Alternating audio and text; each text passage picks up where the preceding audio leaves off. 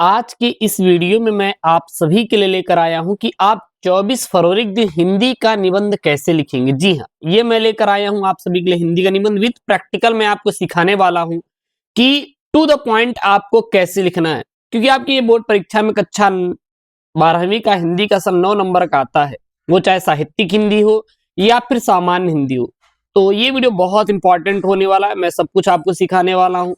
So please यार, आप video को लाइक नहीं किए तो वीडियो को लाइक करिए, चैनल को सब्सक्राइब नहीं किए तो चैनल को सब्सक्राइब करिए। और ये मैं 2025 के लिए गेस्ट पेपर बनाया हूं और यही से आज मैं आपको सॉल्व करवाने वाला हूं और सिखाऊंगा। मैं आपको बोर्ड की कॉपी पे सिखाऊंगा किस प्रकार से आपको लिखना है अपने निबंध को बोर्ड एग्जाम में, और 9 नंबर आप आसानी से स्कोर कर सकते हैं, वो भी अपने बोर्ड एग्जाम में। तो प्लीज यार, चैनल को एक बार सब्सक्राइब जरूर कर लीजिए, क्योंकि बोर्ड एग्जाम की बहुत बेहतरीन तैयारी करवा रहे हैं।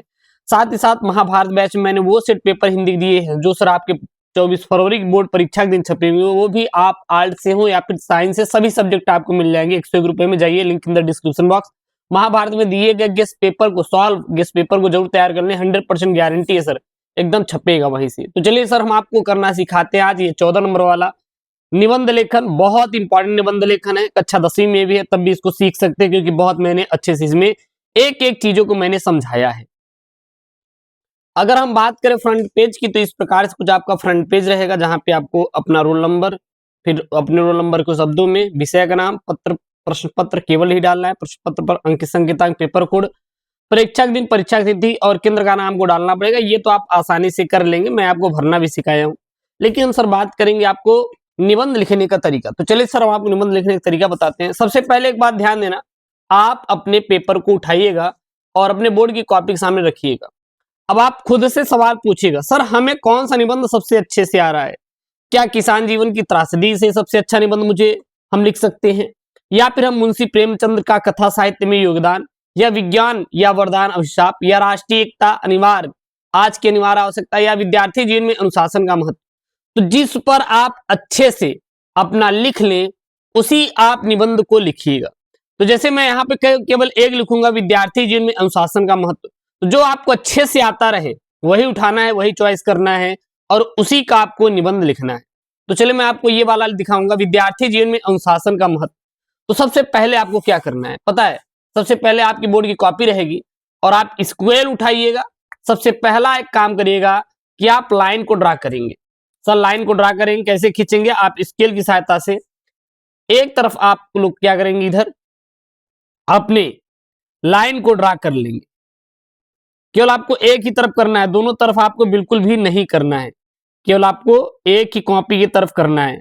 बच्चे क्या करते हैं, दोनों तरफ लाइन खींच देते हैं, लेकिन आपको ऐसा नहीं करना है। एक तरफ आप लाइन को खींच लीजिएगा। उसके बाद डालेंगे क्या सर जी? उसके बाद डालेंगे आप अपना प्रश्नोत्तर संख्या। क्या डालेंगे? इस प्रकार से प्रश्नोत्तर संख्या। प्रश्नोत्तर संख्या सर का चौथा, सॉरी 14वां। आप देखिए प्रश्नोत्तर संख्या 14वां। अब 14वां कौन सा है सर जी? क है कि ख है? अंगा है यहाँ पे, तो डालेंगे यहाँ पे अंगा। ठीक, इस प्रकार से डाल लेंगे। और इसके नीचे जो आपने स्केल से भी लाइन खींचा था ना, एक लाइन को इस प्रकार से इसके नीचे खींच देंगे, ऐसे जैसे मैं सिखा रहा हूं, बस ऐसे ही करना होता है। बहुत ज्यादा इसमें कुछ बवाल नहीं रहता करने के लिए, इस प्रकार से। फिर यहाँ पे आप डाल देंगे, क्या डाल देंगे? विद्यार्थी जीवन में अनुशासन का महत्व, इस प्रकार से आप लोग डाल देंगे। फिर एक लाइन खींचेंगे। मैं आपको अपना प्रैक्टिकल जीवन का बता रहा हूं भैया, जो मैं हर साल प्राइवेट फॉर्म भर के एग्जाम देता हूं यूपी बोर्ड, वहां पे जो मैं प्रैक्टिकल करके आता हूं अपने जीवन में सर, वही आपसे मैं यहाँ पे साझा कर रहा हूं चीजों को। इस प्रकार से लिख देंगे, और सबसे बेहतर तरीका होता है लिखने का, ठीक है ना? और उसके बाद आपको क्या करना है? उसके बाद आपको डालना है सर प्रस्तावना। क्या डालेंगे सर जी? प्रस्तावना डालेंगे। कहते हैं गुरुदेव हम रूपरेखा भी डालेंगे। तो अगर आपको टाइम है, मिल रहा है, तो आप रूपरेखा डालिएगा, नहीं तो सीधा डालिएगा सर जी क्या?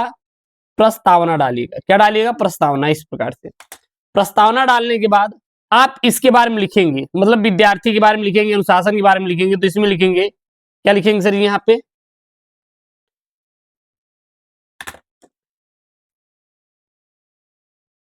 अनुशासन, अनुशासन जीवन का एक महत्वपूर्ण आधार है, महत्वपूर्ण आधार है। यह हमें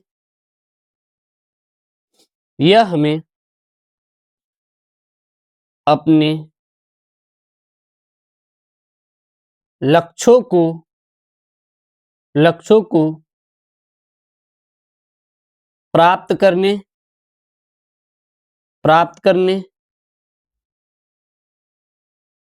समय का सदुपयोग करने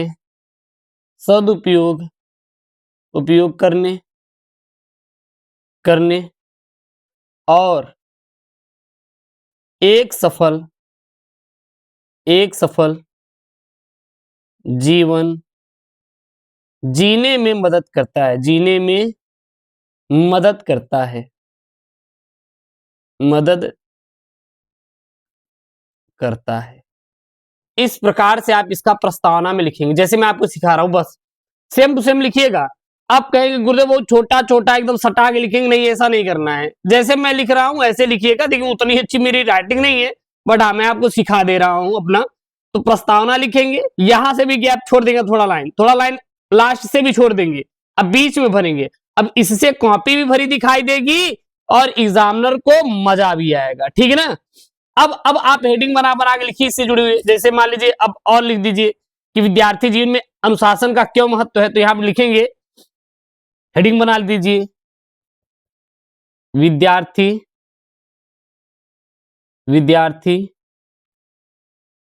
जीवन में अनुशासन का महत्व, अनुशासन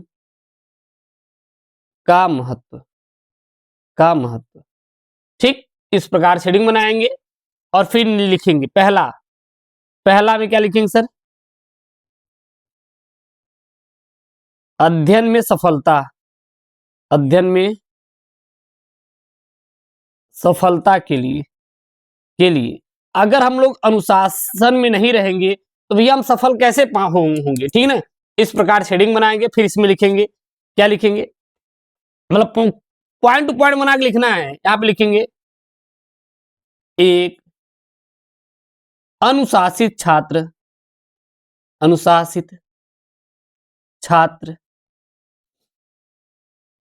जीवन में अपने पढ़ाई पर ध्यान केंद्रित करके सफल हो सकता है,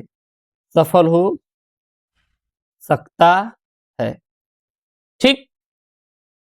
ऐसे आप लिख सकते हैं।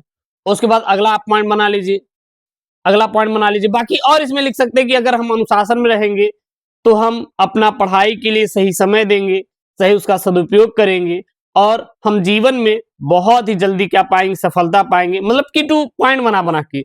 उसके बाद समय का सदुपयोग करने के लिए आखिरकार हमें अनुशासन में क्यों रहना चाहिए, ताकि हमारा समय बर्बाद ना हो, यानी कि समय सदुपयोग, क्या लिखेंगे, सदुपयोग, समय का सदुपयोग करने के लिए हमें अनुशासन में रहना चाहिए। यानी कि यहां पे लिखेंगे आप कि अनुशासित छात्र अपने समय का प्रबंधन करना जानते हैं, अपने समय का प्रबंधन करना जानते हैं। और भी आगे लिख सकते हैं कि भैया ये व्यर्थ के कार्यों में समय बर्बाद नहीं करते, ये व्यर्थ के कार्यों में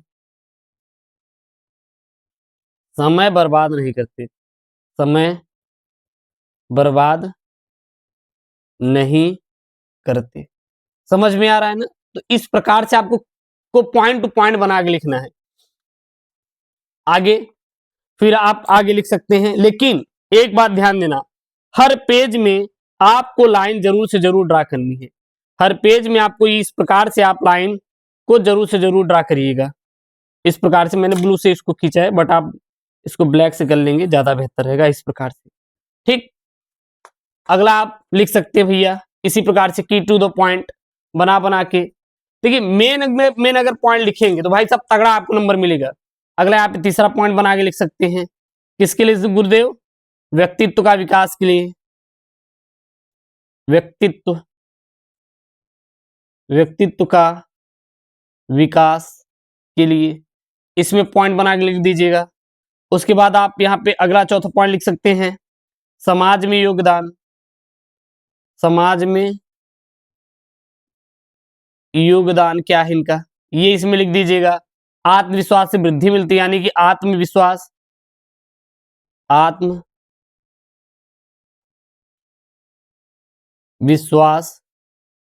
में वृद्धि। तो इस प्रकार से आप पॉइंट टू पॉइंट बना के आप लिख सकते हैं। समझ आया ना? तो ये हो जाएगा। उसके बाद विद्यार्थी जीवन में अनुशासन कैसे लाएं, अगला पॉइंट लिखेंगे बना के कि विद्यार्थी जीवन में अनुशासन शासन कैसे लाएं। अब पहले आपने देखा होगा मैंने पतले वाले से लिखा, लेकिन अब मैं यहाँ पे बड़े वाले स्केल से यूज कर रहा हूं, पता है क्योंकि आपको मैं दोनों सिखा रहा हूं। अब यहीं पे मैंने आपको एक चीज सिखाया है, यहाँ पे पेन से। आप पेन से देखेंगे तो बहुत छोटा छोटा दिखाई दे रहा है ना, लेकिन वहीं पे जब मैंने स्केल से हेडिंग डाला ना तो ये बड़ा हो गया। इसीलिए कह रहे हैं ना कि ये जो मैं आपको वीडियो बता रहा हूं ना, बहुत तगड़ा वाला सिखा रहा हूं कि आप ब्लैक पेन से जो ये सब हेडिंग डाल के आते हैं, ये आपको ब्लैक पेन से हेडिंग नहीं डालना। तो किससे डालना है? स्केल से डालना है। अब जो बच्चा भैया 9 मिनट में भाग गया था, उसको थोड़ी ना पता चलेगा कि हाँ स्केल से डालेगी पेन से डाले। इसलिए कहते हैं वीडियो पूरा देखें तभी मजा आएगा। अब देखिए जब आप इससे बड़े से डालते हैं तो आपको मजा आएगा। अब आप लोग गलती क्या करते हैं, इसके नीचे लाइनिंग नहीं की ना, बट आपको लाइनिंग करना है। क्या करना है? लाइनिंग करना है। तो टू द पॉइंट आप डालेंगे यही, लेकिन इससे डालेंगे विथ लाइनिंग करके। कैसे? इस प्रकार से लेंगे स्केल को, यहां पे आप रखेंगे बढ़िया। इस प्रकार से आपको क्या खींच लेना है? एक लाइन खींच देगा, कितना अच्छा लिख रहा है। उसके बाद अब हेडिंग इससे ही बनाएंगे। पहला क्या? लक्ष्य निर्धारण। इस प्रकार से जब लिखेंगे ना तो भैया तगड़ा वाला नंबर मिलेगा, एकदम भयंकर वाला नंबर मिलेगा। तो क्या लिखेंगे यहाँ पे? स्पष्ट और यथार्थवादी लक्ष्य का निर्धारण करें। स्पष्ट व यथार्थवादी